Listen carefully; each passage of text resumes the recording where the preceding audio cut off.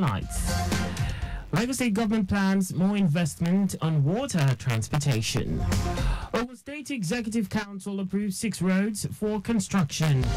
On a foreign scene, car bomb kills 7 people, injures 30 others in Syria. And in sports, Super Falcons opens camp in Abuja ahead 2024 Olympic qualifiers against Bayana of South Africa. And now the details. I am Akan Usen.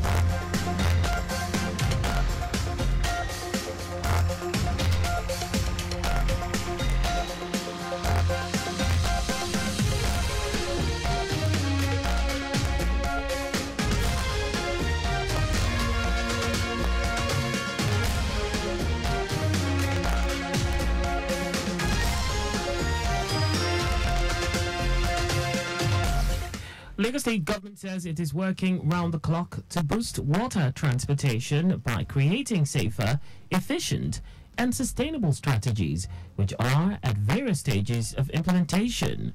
Commissioner for Transportation Oluwaseun Oshiemi stated this at a tour of the Lagos State Waterways Monitoring and Data Management Center, WMDMC, control room established by the Lagos State Waterways Authority, LASWA, about 3 years ago. Affirming the purpose of the tour, Oshiemi explained that various strategies are being taken by the state government to make water transportation a viable and reliable option for Lagosians. Explaining the functions of the WMDMC control room, the general manager of LASWA, Damilola Emmanuel, stated that the control room was set up to manage movement on the inland waterways. He also highlighted the sections of the WMDMC consisting of a command and control, vessel tracking system, radio and video communication network, and tidal gauge monitoring system, which monitors activities of 4 jetty locations: Ikorodu, Ebuteru, Liverpool, and Falomo.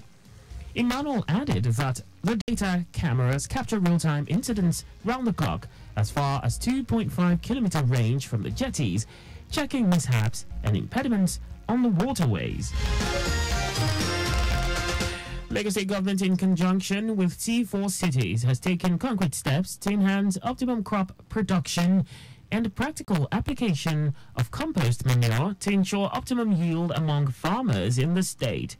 Permanent Secretary, Office of Environmental Services, Onobolaji Gaji, who stated this at a workshop on stakeholders' readiness analysis and organic waste mapping, said the state is paying special attention to organic waste management. Gaji, who was represented by the head of climate change unit in the ministry, Azizat Afinori Suber, explained that this is because of its high global warming potential. The Lagos C4 city advisor, Maximus Ugwoke, explained that Lagos is one of the 7 African cities where C40 is supporting the implementation of climate action under the Urban Climate Action Program. Ugwoke noted that the C4 cities is interested in the outcome of the mentorship program associated with the training workshop, assuring of more partnership in the future. The federal government says cloud migration initiative will create revenue-generating ventures for Nigeria. Minister of Science, Technology and Innovation Uche Nnaji made this known during a major deal sealed between a tech consulting powerhouse and the Federal Ministry of Science, Technology and Innovation in Abuja. According to Nnaji, the initiative aims to modernize the infrastructure, optimize public and private sectors, revitalize many of the traditional revenue-generating ventures through highly sought-after strategic partnerships.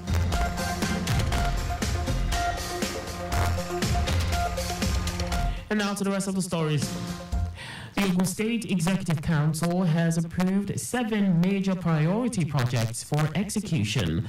The council's meeting, which was presided over by the state governor, Dapo Abiodun, listed the projects to include the reconstruction of 6 roads, including the Abulegba, Ota, Songu, Abeokuta Expressway, and the purchase of some equipment at the Gateway Agro-Cargo International Airport. In a statement by the special advisor to the governor on media, Kayode Akimade, The council opined that the purchase of some machinery and equipment at Gateway International Agro-Cargo Airport at Ilishan-Remo will allow 24-hour flight operations at the airport.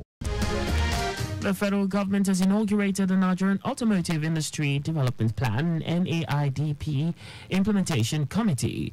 Minister of Trade, Industry and Investment Doris Uzoka-Nite said the NAIDP was approved by the federal government in 2023 to reduce over-dependence on automobile importation.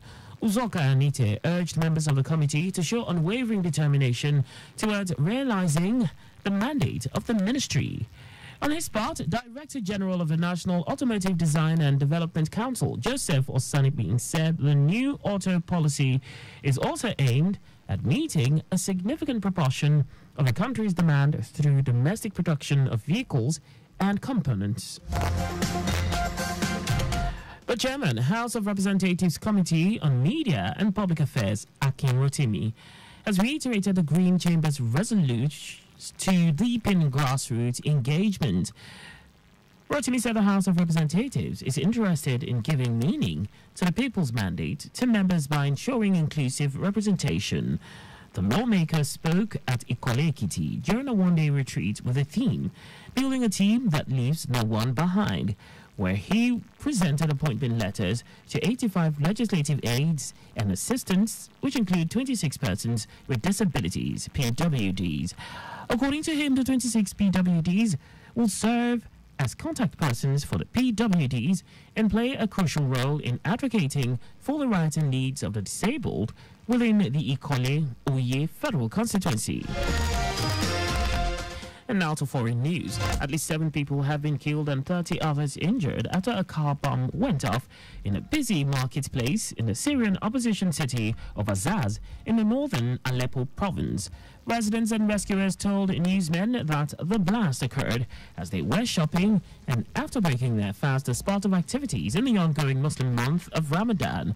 Meanwhile, Syria's civil defense forces have recovered and treated several of the injured while inspecting the area. Captain Rasheedat Ajibade will be among the early birds as the camp of Nigeria's Super Falcons opens for the African final qualifying fixture for this year's Women's Olympic football tournament against the Bayana of South Africa. The two teams, arguably the best women's football squads on the African continent, are vying for one of the 2 tickets from Africa for the Paris 2024 Olympics women's football, with the first leg taking place at the MKO Abiola National Stadium, Abuja, on Friday. The return leg is scheduled for the Loftus Versfield Arena in Pretoria 5 days later. Meanwhile, the South Africa delegation, including 24 players, will land in Abuja on Monday evening. And just before we go, please do not drive beyond specified speed limits.